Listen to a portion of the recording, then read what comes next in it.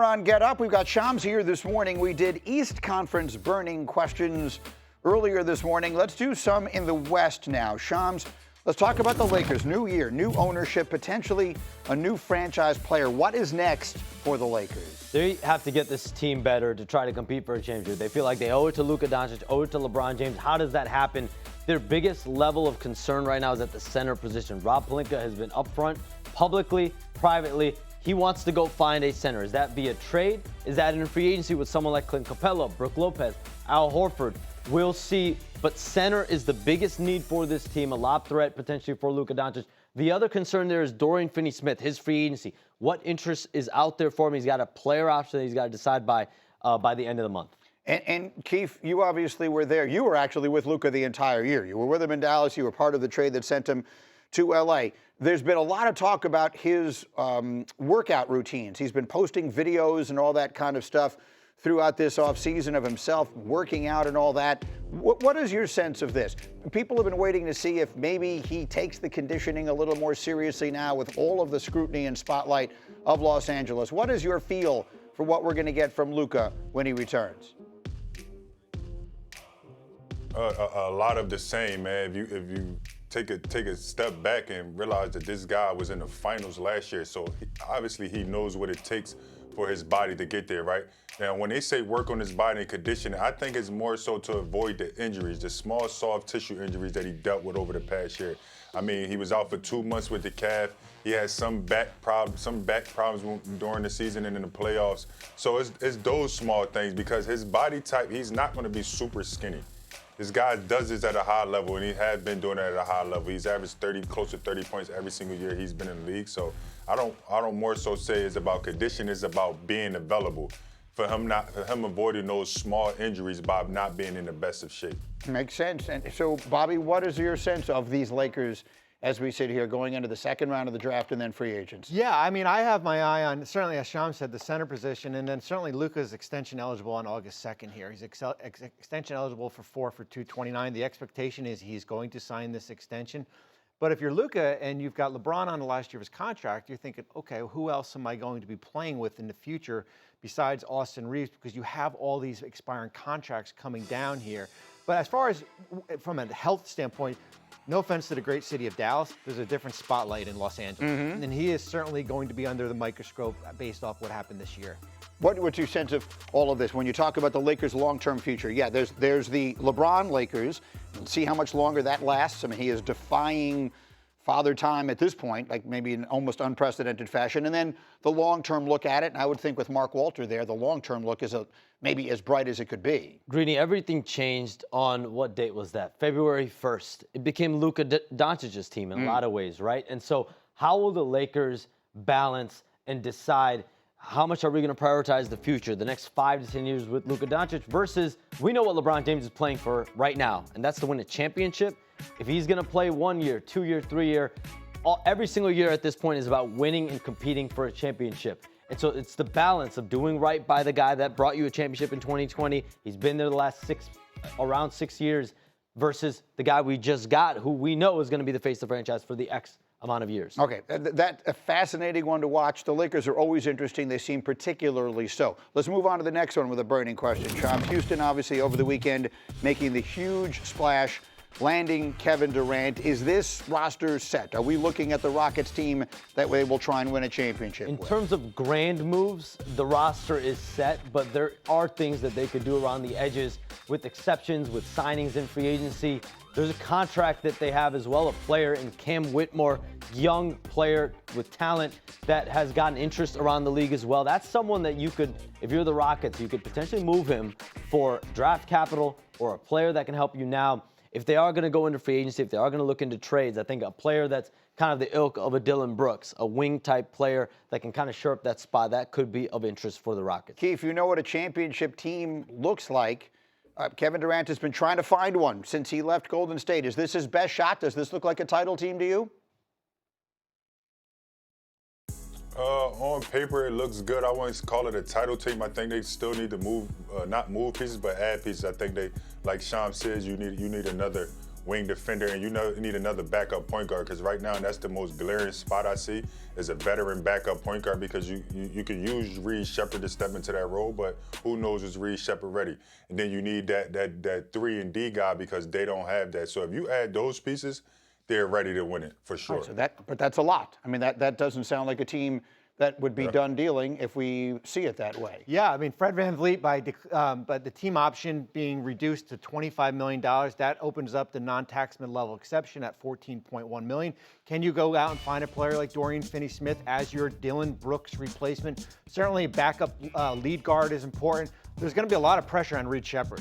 We didn't even see him at all last year. Last year's third pick overall. Is this the best chance that we have seen Durant have to get back to the winner's circle since he left Golden State? Greeny, I still go back to that Brooklyn team. The Brooklyn team that had Kevin Durant, Kyrie Irving, and James Harden. That was a toe from beating Milwaukee in the second round. That's what everybody. That's what everybody. I still go back to that team.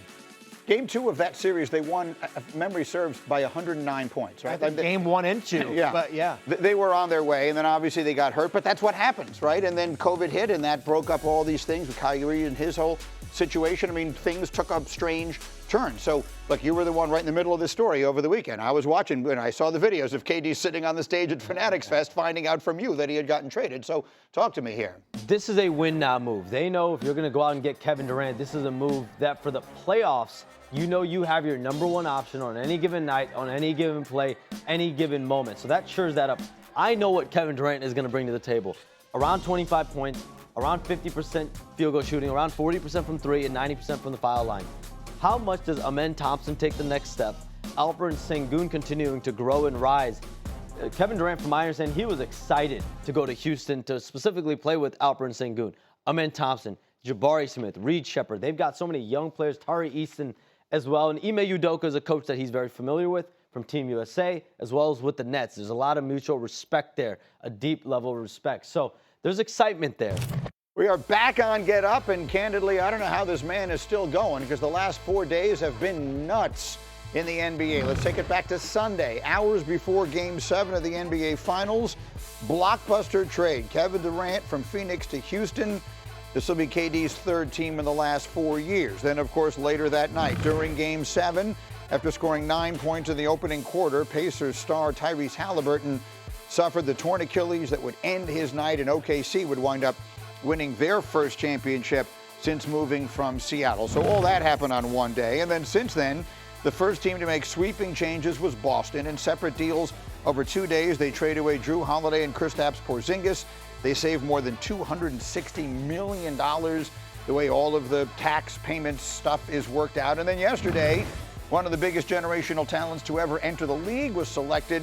Cooper Flagg picked #1 overall by Dallas. He joins a team filled with veterans like Anthony Davis and Kyrie Irving. So obviously all fascinating. It has been a crazy 4 days, and it continues. Since Shams has been in the room, he has not put the phone down for 1 second. So what are we looking at right now? The people who do what you do, what are the big shoes that we are waiting to see drop here as we work our way towards free agency? So, of course, a lot of eyes are going to be on Boston. What are they? Do they have any more moves up their sleeves? Is Jaylen Brown, Derek White, Anthony Simons, Sam Hauser? The preference for the Celtics is to hold on to Jaylen Brown and Derek White. But listen, they know that they have to really think about everything, listen to everything. They're getting calls, they're getting offers on both of those players. The price threshold is high, though. So if they get an offer that blows them away for either player, you have to consider it if you're the Celtics. They're still in that first apron and luxury tax with the uncertainty of Jason Tatum even playing next season. A couple other things, what happens in Milwaukee? And then Atlanta has a $25.3 million trade player exception that they could utilize this week, next week, either to take on salary with assets or potentially make a bigger trade to get another player that can help them. They've been one of the winners of this week, getting Kristaps Porzingis, getting an unprotected first-round pick in 2026. Either that's going to be the Pelicans or the Bucks. So a lot going on in Atlanta as well. And all of it in the East, right? Like the West is like a ridiculously great stacked conference. And in the East, I think teams are looking at this as though there is an opportunity. So if you're Boston, how are you looking at it with the reality of Jason Tatum being sidelined for the year and the calls coming in, as Shams says, about Jaylen Brown? My business is done. I got under the second apron. That was my goal. Right now, I'm going to sit back. If I get a monster offer for Jaylen Brown. Or What does a Derek- monster offer look like? I mean, help me with that. I keep hearing that, but what does a monster offer for Jaylen Brown look like? Here's the thing, though, Greeny, and we talked about this last night. You know, there's 4 teams that control 46 first-round picks in the next 7 years. So if it's not going to be coming from them, who is it coming from? So it's got to be players that are young players on these rookie contracts that you control. But Jaylen Brown is going into year 2 of this 5-year Supermax. Derek White is going into the first year of this 4-year extension. I keep on going back to when Jason Tatum comes back, who's he going to be playing with? If the goal is still to compete for a championship, I want both of those players next to me. How about it, Markieff? Is that the way you would approach it? And put yourself in the shoes of a Jason Tatum, who unfortunately, that might not be my favorite choice of words there, considering the injury that he has. If you're Jason Tatum right now and you're looking at the situation, how are you sizing it up as you see the moves that have been made and the stuff that is being talked about? I mean, obviously, you know, he has to miss the whole year, so he knew, like everybody else, that they was going to do a salary dump, right? Even win, lose, or draw, they win the championship, I think they still put some of those players on the block and shed some of that salary. But he's looking at Jaylen Brown and how Jaylen Brown will approach this year, right? He's going to be a 1A, being able to flourish and be the lead guy on this team. So Jason Tatum is saying, you know, how are we going to look in 2026?